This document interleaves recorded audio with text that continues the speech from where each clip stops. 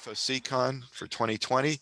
Our, our session leader today is David Stone, who's going to be giving us a presentation on learning and managing cyber risk for the business before and after COVID-19.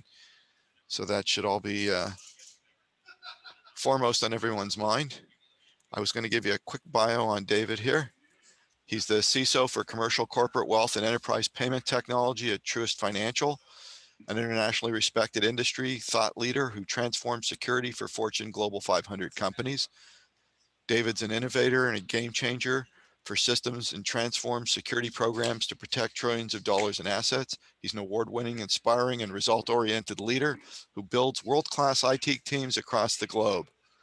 A couple of highlights: David pioneered strategic and tactical processes for application security to enable the business to gain efficiencies and improve customer experience while delivering secure software, firmware, and hardware. And he has hands-on experience developing architecture and hacking advanced systems to provide reliable large-scale solutions. So without further ado, I'll pass it over to David and he can explain how he'd like to handle Q&A and take you through it. Awesome. Thank you. Well, thank you guys too, as well as Triangle InfoSeCon for having me. Always a pleasure to give back to the Raleigh community in which we all live and serve these days, as well as our communities as a whole. I just wanted to say thank you to all the folks that have stuck with us. It is Friday before Halloween weekend, so at 5 o'clock. So very much appreciate you guys hanging in here for the session today, for the few and I guess last standing on InfoSeCon. So very much appreciated here. Happy to take questions throughout the presentations here in chat. I will address them as we go into the final stage here, but also feel free to be typing throughout here any questions or comments that you have. My goal today is not to kill you by PowerPoint. I think today you guys have probably seen a ton of PowerPoint and good stuff. You probably heard about all the different various things around risk coming from different COVID-19 related things that people have had to deal with. You know, if I take a look back over the last really, you know, the last year or so and look how the world has changed between here and there, the differences are dramatic, right? Between how we live, work, and play, how our families, how our communities have been impacted by COVID, and then how that has bled into cyber. You know, if I take a look back, I see a lot of changes, a lot of diversification in the way that we work, right? And not only how we work, but it's not uncommon to see, you know, family coming into a WebEx or a Zoom call and seeing, you know, the inner workings of the people that we all know every day in a work environment, but now we're transitioning into that remote environment. And then we're looking at that in terms of how we got before COVID, you know, where, you know, maybe we didn't know as much about our coworkers as we used to. We didn't know that they had a dog that barked at everything that went along, or a bird that chirped out the window in their patio as they worked, right? So it's been a very interesting transition as we have gone from the pre-COVID world now into the COVID world, and then how are we going to transition into the post-COVID world? From a cyber perspective, one thing I do want to just hit on here, because it's something that I am passionate about, is really around leadership, right? So it's something that I think we all understand. We all understand how the words around leadership mean so much. And I think to that degree, our institutions now depend on us as cyber leaders more than ever in order to make sure that we are resilient, make sure our cyber is resilient, and make sure that we are still supporting the business in some of the most challenging times. I'll remember back to some of the career experiences around those global 500 companies where it wasn't uncommon to have development teams and different pieces of the institution spread across the global landscape, right? We were working on different time zones with different dev teams. It's not uncommon to be up on calls at 9 p.m. and then up in the morning early based off the time zone into others. And I think that's the type of mentality and kind of where we've been headed for a long time. But if I look at COVID, it accelerated that pace, right? where a work from home and a remote situation is becoming common, right? Institutions are learning that they can work remotely, right, and still be productive at the same time. And I think that there was a big shift in the mindset and the way that that's been handled over the last year. I think this has accelerated some of those common trends across the globe. And I think that that cyber leadership is important more than ever around that, in terms of making sure that you're building resilient organizations, right? Making sure that those plans are in place and that we've got a way through it. And I challenge any group too that's even local and thinks that they're a small mom and pop shop, you know, of let's call it less than 100, 200 employees, to really take a look across their global ecosystem and their supply chain and say that they aren't a global company. We've seen through this too a heightened awareness around those third party and fourth party relationships, our vendors, our people that we depend on day in and day out, in order to see that. And maybe you're not a global shop, maybe you don't span multiple time zones in terms of where you represent or your company, but the products you do definitely do. The development teams are, the third parties and fourth parties absolutely could be. And those that even look at vendors for SOC solutions, where are those SOCs located, right? What parts of the world, what time zones they operate in, and how has the pandemic impacted them as it's gone through the whole nation and country and global environment? These are big questions, right? And they've challenged our assumptions on the supply chains that we live and we work in. I'll share a personal story how I realized real quick the supply chain impacted me, and you know, maybe it's impacted you in different ways as well. But recently I had a leak in my house, and as part of that, my dishwasher had been apparently leaking for a couple days. We're going to have to go through some major repairs and everything. But one of the things, as I went to my local home improvement store, quickly realized that appliances had been out of stock, especially in dishwashers, and they would backlog for months and months and months because of COVID. So the earliest we could get you a new dishwasher was from December. So as you look through that, it's the same and true in the cyber ecosystem, right? We've seen things that have been slowed down, delayed, even brought into visibility where we never knew before. And our third parties and fourth parties have had to deal with the same challenges we have, right? So getting their employees working remotely, expanding their physical footprint, all of those things have changed dramatically. And it's up to us to adapt to that. The reason why I bring it back to leadership is that, you know what, in cyber, we're kind of used to the rockiness, right? We definitely plan for the worst, we hope for the best, and we make sure that we mitigate as much as we can in between and manage the risk to an appropriate level. But this is an example of yet another bumpy road that we're going to be on for a while, right? And then as we come out of this, what will it look like? What will emerge? Personally, I'm optimistic. I think that as we emerge from this, I think we will have built better, resilient, more systems, not only from a cyber perspective, but from an application and a business perspective. Typically, you know, cyber and the IT teams are some of the loudest in the room around resiliency, along with our business partners, right? The ability for us now to use this opportunity to take a look back and say what worked well, what didn't work well, and how do we prepare for the next one, right? That disrupts our supply chains like this, disrupts the way we work. How will we be ready in order to get to where we want to be at the end of the day, into that resilient state? And the cyber leadership around that really just prepares your teams, right? We're all information security professionals, or at least a lot of us are. So we deal with large teams and large corporations all the time. We deal with business leaders that we have to integrate and talk in their language in order for them to understand the risk, understand where we're coming from, and then also understand where they're coming from and what's important to the business so that we're aligned to what their priorities are. Obviously, their priorities now are around business continuity, making sure that we've got really great business continuity for our customers and our clients, right? They want to make sure that their products are still going out the door. They want to make sure that their business is still up and operational. What a prime opportunity within cyber to talk with them and say, hey, listen, I know that it was a pandemic this time. What happens when, it's a cyber attack that takes down one of our third parties? How are we resilient against that? How do we look in that space, in that posture? And how do we prevent that from a risk perspective of bringing down your critical business, whether it be a third party, a fourth party, or one of our critical vendors, right? How do we react? While we're talking about this, we also have to acknowledge that situation is becoming more prevalent. I think I was listening to one of the other presentations today, and I was amazed. The number of the attacks that have gone up since COVID has increased, I think, 800%. I don't doubt it.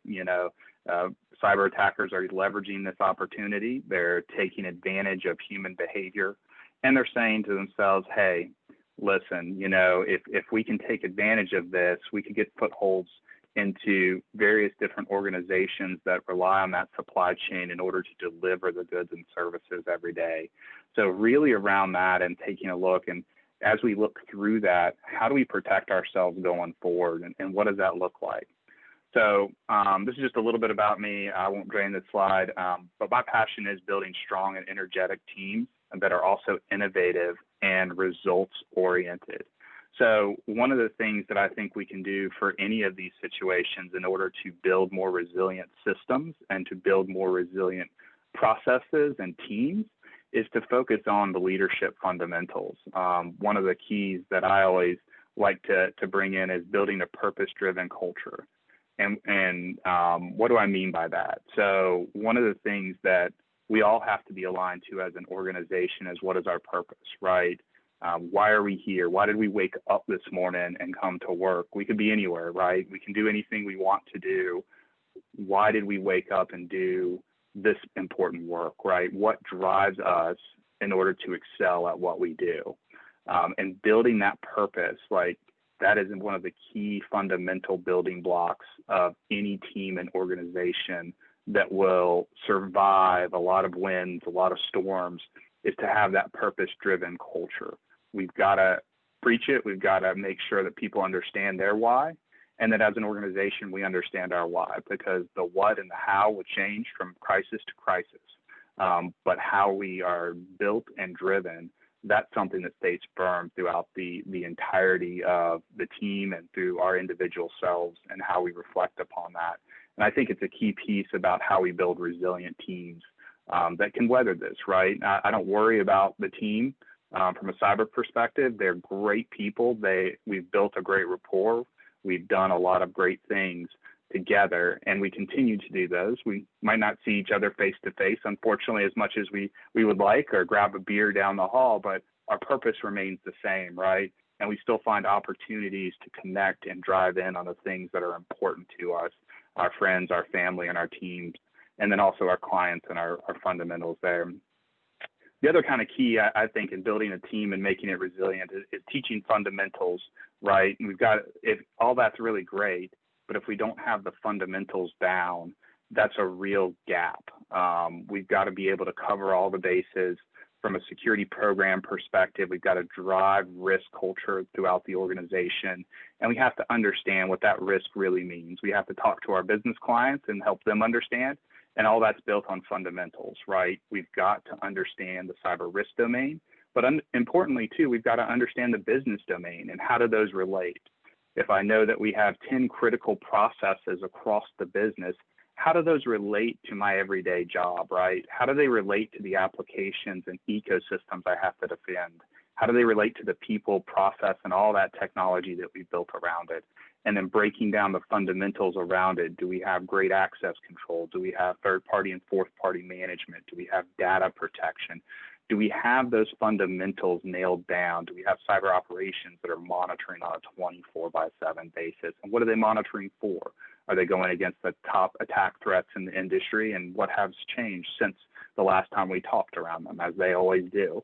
And the second piece of that, I think, really is innovation, right? We all find opportunities within our day to make things better, right? How do we innovate? How do we lead? How do we make sure that what we did yesterday, while it was good enough for yesterday, tomorrow is going to look a little bit brighter, right? How do we get our innovation and make sure that we're tackling the problems of tomorrow? Good teams take a look at that. They take good self-stock of that and say, hey, listen, what we did was amazing. How do we do it quicker, faster, and better than we did yesterday? And I think that's part of the resiliency there too. I was actually listening to the presentation around compliance just right before this session, and he had a great statement in there around if I only had a little bit more time, how would I change this and make it more important, or make it more resilient in that, or make it a little bit stronger? Those little additions add up over time, especially if we focus our energy on the key things that are going to drive success, those high value opportunities that we have on our everyday lives, right? To say, hey, listen, if I'm going to spend 15 more minutes, this is going to save me hours in the future. Why not take that investment, take the 15 minutes, and then be able to move on to other things a little bit cleaner in the future, right? As we go and tackle that next challenge, because guess what? That next wave and that next innovation is just going to hit us before we even know it, right? So taking that opportunity, building off the fundamentals, and then innovating off of those to use data, to use AI, to use machine learning, to use all the tools at our disposal in order to make ourselves smarter, faster, and stronger. Those are some key fundamentals that I like to see in a team. I like to build in a team, and I definitely like to see as we get more resilient in this, because those types of things will be the things that we look back to and say, okay, that's the thing that's protecting us at night in that 24/7 operation by SOC, and we can alert on, we can understand, and we can go after. Those are the things that really make the difference between a great program and a great team and a good team, right? And that's where we have to drive as information security professionals. I think that's how we have to drive as an industry around that. And the last piece around the leadership and the teamwork is really around exercise and strategic vision. So what do I mean by exercise? It's kind of a great, program if you go out and you say, hey, I want to train for a 5K. Well, if you don't put in the work to exercise, then it's really going to not be a great experience for you. But if we exercise that every day, and we take one step forward every day, we learn how to run an extra 2 minutes a day, right? 3 minutes a day, and we keep building that up over time. That's when we make the big leaps ahead, right? That's what, combined with the fundamentals and the innovation, that's when we start seeing that progress build up over and over again.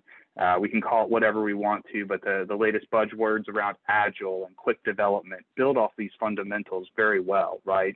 They recognize that small increments over time make huge differences, and that holding ourselves accountable and leading us through a purpose and a vision and where we're headed really strive to that and make people achieve great things within a very short period of time. And then finally, we've all got to be oriented towards a strategic vision, right? Where are we headed? What are we looking for as we go forward here? And we have to keep our eye on that. We got to keep our eye on the prize of, as an enterprise, where are we headed? And what can we do as information security professionals to align us to where the business is headed and make sure that we're delivering on that value proposition? And then finally, I put down below all of this, it kind of underpins everything. Trust is a key component of a well-functioning, resilient team that can withstand any disaster, any COVID-related or other things that are being thrown their way, right? They're able to come back, but they trust that the person to their left and the person to their right are doing their jobs and making sure that we as an organization can march ahead. And that trust is built over time. It's definitely built with people connections, which is hard to do in this world, right? So that's one of the key pieces that COVID has really, I think, disrupted fundamentally in terms of the cyber landscape, is the ability to build in-person contacts and making sure that we're connecting on a personal level day in and day out. I'll take today as an example. I would love to be in a room and see smiling faces and seeing everyone coming together and being able to at least read the body language and communicate with you face to face, but that's not where we're living today. So that makes it a little bit more difficult. And what we have to be is meaningful in our interactions with folks in this world, in this COVID-19 world, and make sure that we're taking the time, we're sitting down, and we're making sure that we, as people and as teams, are taking that time in order to keep that trust, build that community, and build a teamwork around it. I had an opportunity to talk to somebody about an idea that I was having around it, and they had the opportunity to share that feedback just very candidly back, said, I'll do anything. I'm happy to do it. That we'll do it. We'll figure it out. But you know what? When I go to sleep at night, I take real value in my role here doing this. And I feel like this would move me away from my fundamental value statement in my role. And I don't think it would be a great fit. Having that trust there is so vital in order to have those conversations and making sure that we're leveraging our cyber talent in the best way possible. And people all have very great talents. We've got to figure out how to harness each one of us, what they're good at, what they want to be, and then what they want to grow into. And I think that that's one key piece within that trust. You've got to establish trust within the team, within folks working towards that common goal in order to figure out how do we build on that? How do we make sure that we're leveraging that potential going forward? And, the reason why, again, I kind of focus it on leadership is no matter what the disaster, if we stick together as leaders and as cyber and as a team, and as we stick together as an organization, as a community, this goes broader than just cyber, right? We have all the ability in the world to overcome any obstacles that folks throw our way, the world throws our way, medical disasters throw our way, and then it really makes sure that our base of our teamwork and our teams are solid and fundamentally growing. And that's the purpose, is we're always going to have setbacks. It's not always going to be rosy. I'm sure that you guys have gone through your share of trials and tribulations with COVID. I know I know my team has, and we continue to strive on. Why? Because I think at the end of the day, we know that we're making this world a little bit better, and we're making it better for our communities and our clients. So it's something that we definitely strive for every day on that purpose-driven leadership and teamwork. So just a little bit, and I promised I wouldn't bore you by slides, so I'm trying to not do that. So these are all kind of the domains that we focused in and day out, right? I think everybody in the information security profession can recognize these domains. At top, as we always are, is business enablement, right? We want to enable the business to do things securely, and we want to make sure that we're meeting them and meeting those strategic objectives for the corporation so that they can fulfill their mission and helping out the communities and the clients and everyone around us, right? We've got governance, risk, compliance, all of these things that we did on a day-to-day basis, had huge programs managing through it, making sure we're managing the risk, making sure that we're looking at all facets of this, making sure that we're, quite frankly, balancing our budget so we can respectfully figure out where the balance between risk is and where the corporation needs us to be. So we've got a lot of different facets within this that we were monitoring on a constant basis, right, as part of our daily jobs, whether it be incident response, et cetera. And that was all before COVID, right? And if you look at all the regulatory pressures, if you look at all the cyber external environment pressures where we've got an increasing hacking community every day, and that was all before COVID, right? Those were all of our challenges before we ever knew what COVID-19 was or wanted to know what COVID-19 was. And then as we move into where we are today, one of the things I just kind of wanted to take a look at is we've got a lot of industry disruptors, right? As part of COVID, these are the worries of your companies and of your communities, right? We've got the prolonged recession of the global economy as this lingers on. What's the disruption to it? And then surge in bankruptcies. And then third on that list is cyber attacks and data fraud. And if you guys haven't seen all the increased phishing around COVID-19 or trying to frighten people, cyber fraudsters are always out there. They're always going to take opportunities to come after institutions and people in order to gain footholds off of uncertainty and doubt, right? We see it all the time with our tax return season, or, hey, we've got another scam that's coming that's got that sense of urgency that we need to click on. So that's the third on there. But I would argue that every single thing within this top worry has impacts directly or indirectly with cyber. So, what do I mean by that? Prolonged recession of the global economy. Well, if that happens, more folks are going to be out of work in third and fourth party countries and things of that nature. We're also going to see a lot of other things of uncertainty in the global economy. There may be a rise in some of the cyber attacks based off, we've got educated people that need to put food on their family's plate. So having that and that prolonged global economy does impact cyber, and it impacts people and their state of mind, right? So if we've got people that are worried about living day to day, they're much more likely to do things that are outside of their normal behavior, things they wouldn't normally do. And then we see the surge in bankruptcies, of course, and cyber attacks is easy to kind of work through. But you've also got different industries and sectors that are going to feel this a lot more. And you think about that and you say, okay, what does my global supply chain look like? What does the industries that I rely on day in and day out, what's the impact of those as they go through and get disrupted, as their employees go out, as they have to cut folks because of shrinking economies, et cetera? What are the sectors that they cut out of internally as a company? Does that impact me? Does that impact my company? Does that impact my clients? Those types of questions that we need to answer as we go through this.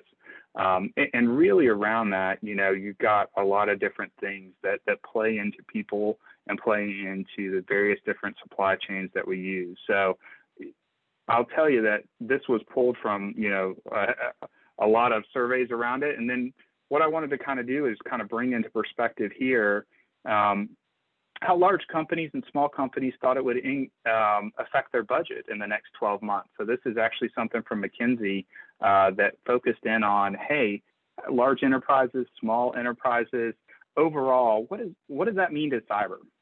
What does the budget look like for cyber? And what do you expect to see it either shrinking or decreasing in the next 12 months? How do you see this impacting you? And this really tells the tale globally, right?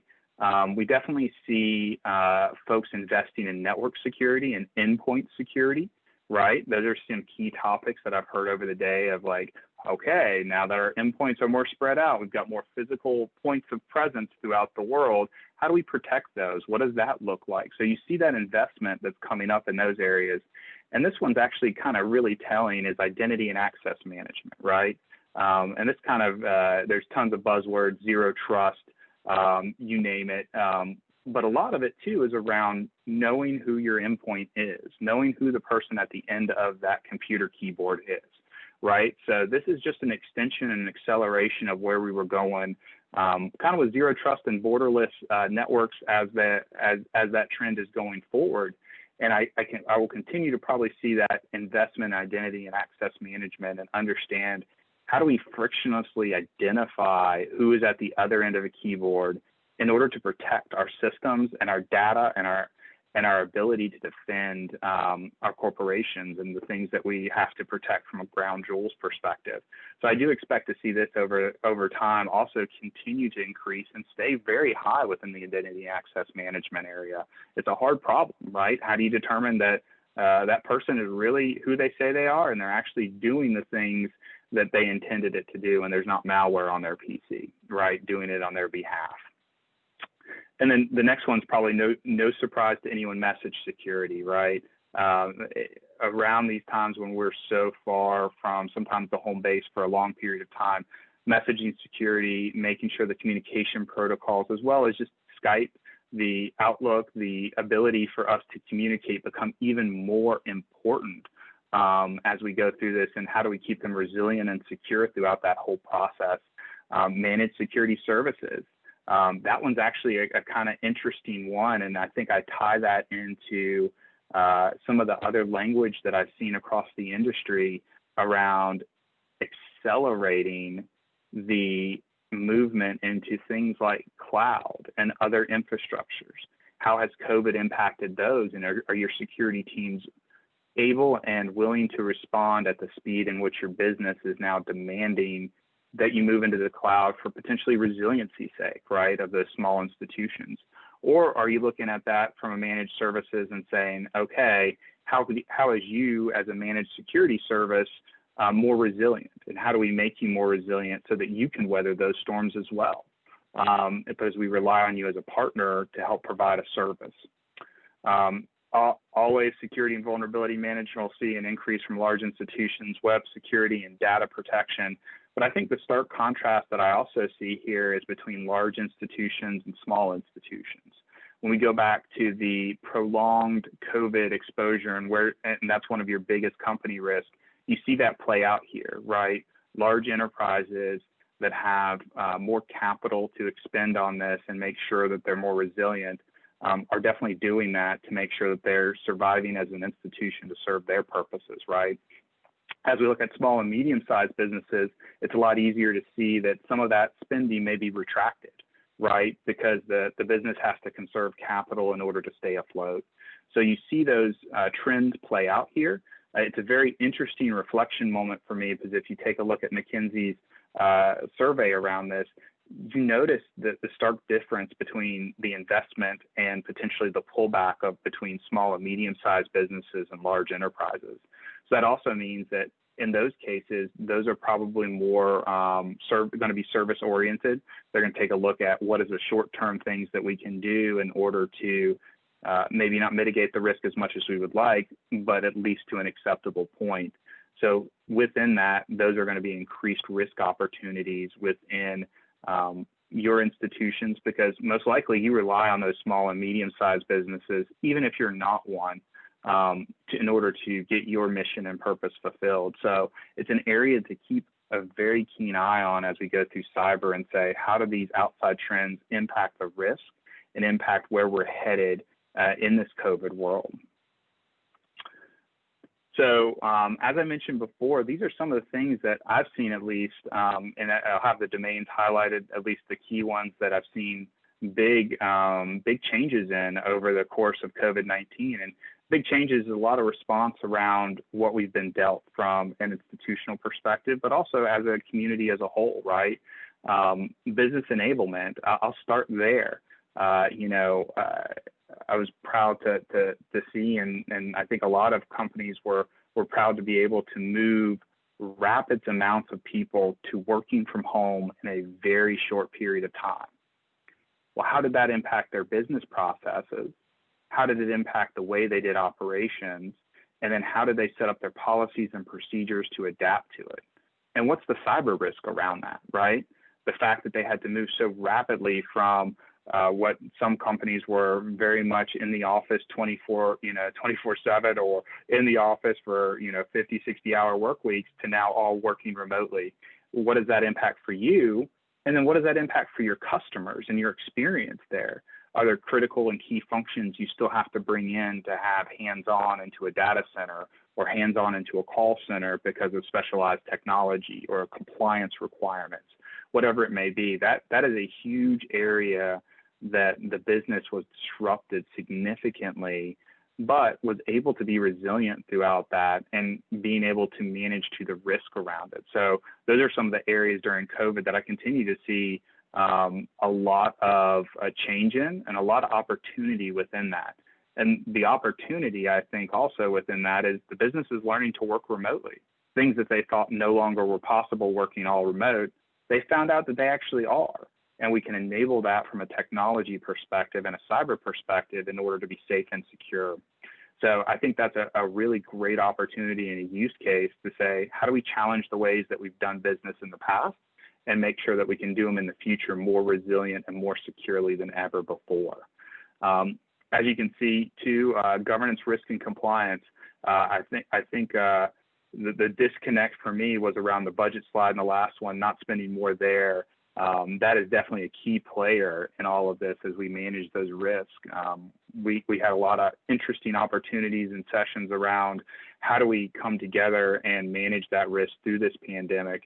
And the governance, risk, and compliance team has done fantastic work, but they've also really opened your eyes to making sure that everything is visible, right? That we've got to the forefront, all that business continuity. It was always there before. It's just a heightened experience and a heightened as you live through it, right?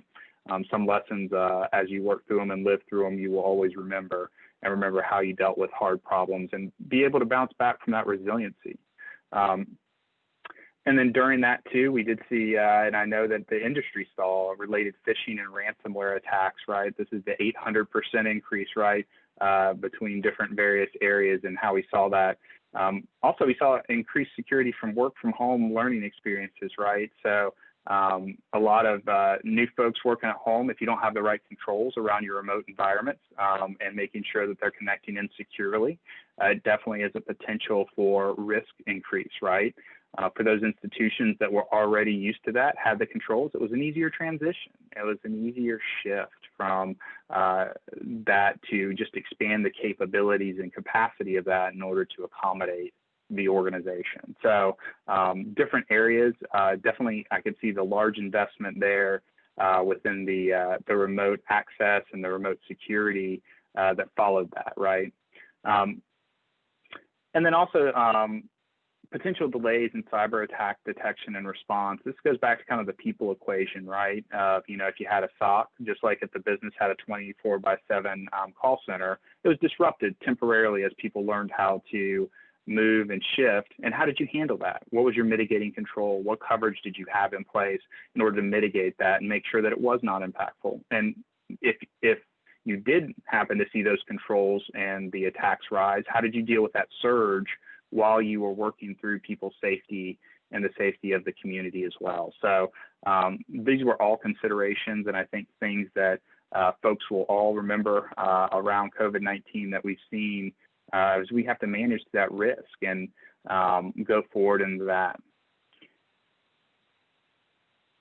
So one thing I'll just kind of leave us on is what's next. And I know we're coming up here too on the last couple of minutes as we go through and I want to give some time for question and answers here and make sure that folks have an opportunity to ask those. I'm always a glass half full type of person. So I think we handle a lot in our lives and we're able to bounce back because of that resiliency, because we can look towards tomorrow and say we're taking a step forward, right? It may not be perfect, but we definitely have that opportunity to improve our lives and to improve our communities and to improve what's important for us, right? We want to make sure that we're always handling those things and making sure that we're moving ahead and we're innovating and we're doing the things that drive us and our purpose and our mission to be better as people and as organizations. So I see this as a key opportunity, as a key turning point for everyone, right? How do we take the lessons that we've learned through this and apply them and continue to innovate and continue to drive risk reductions, to continue to drive business enablement across it? How do we look at this and say, this is an opportunity for us to re-examine our people strategy, right? How do we look at people in remote hiring? How do we look at them in terms of productivity? How do we look at some of those key positions that we thought, oh, they've got to be in the office, and now say, well, you know, they could actually work remotely, travel in a couple times, and still do their jobs very effectively? What does that do to our talent pool, right? Information security is notoriously understaffed in terms of the people that can actually fill the roles. But if we open up our recruiting and talent pool to say, you live where you want to live, and guess what? If you have to come into the office, you know, a couple times a quarter or a couple times a month, you can live and enjoy that freedom of lifestyle that you enjoy and where you enjoy it while still doing your job. How much does that open up the potential for us as cybersecurity to leverage the talent across the world in a better way? We're always going to have changing attacker tactics. I count this as we always build a better mousetrap, and they will always learn how to circumvent that mousetrap. So we keep innovating, we keep moving. It's one of the few fields that you've got an active attacker always learning and always changing the way they do their business in order to get to their goal as well. So the next piece is investing in relationships. As this is prolonged and COVID forces us, unfortunately, to be further physically distant from people, how do we invest in relationships? How do we maintain relationships? We have to keep and maintain and build that team, and we have to keep the whole organization working. And part of that is investing in the relationship. So it's very difficult too. I often refer to as a lessons learned here of what I used to do by walking down the hall where I used to work, day in and day out, and having the water cooler conversation or just the bump in and how you doing, how's the family doing, what's on your mind, what are you thinking through.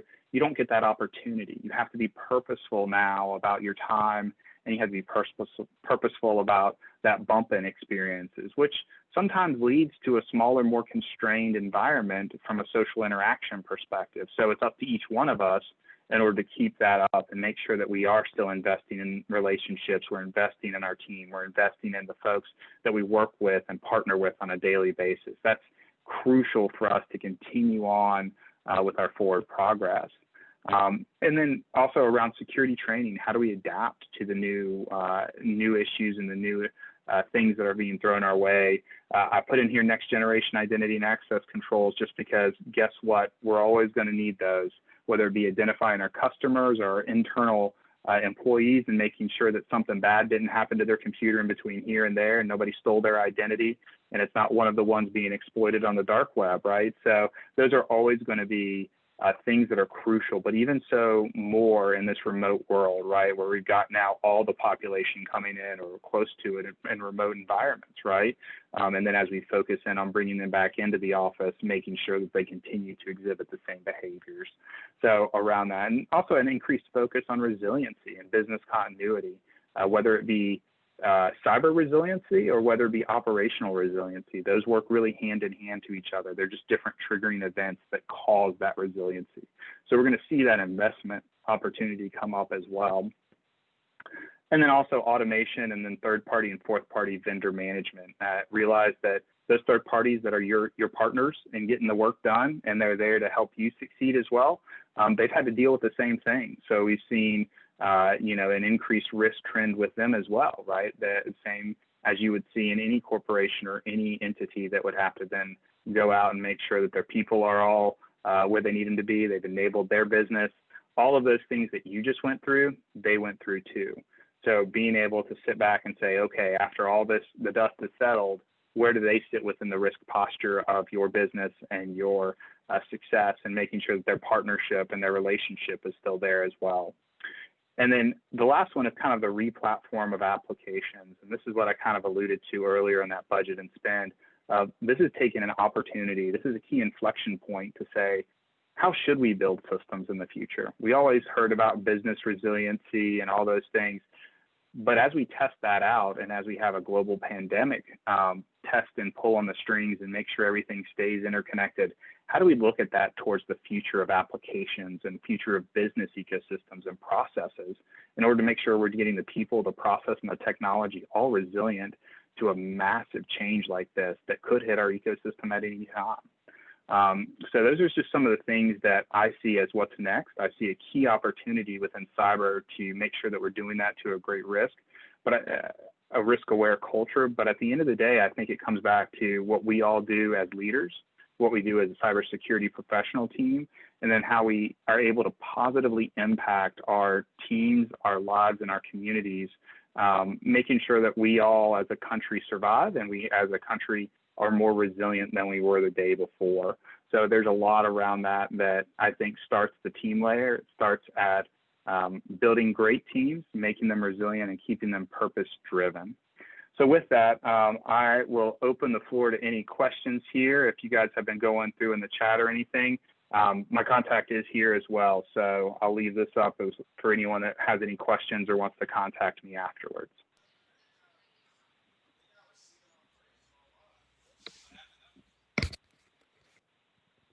Thank you, David. We'll see if some questions come in.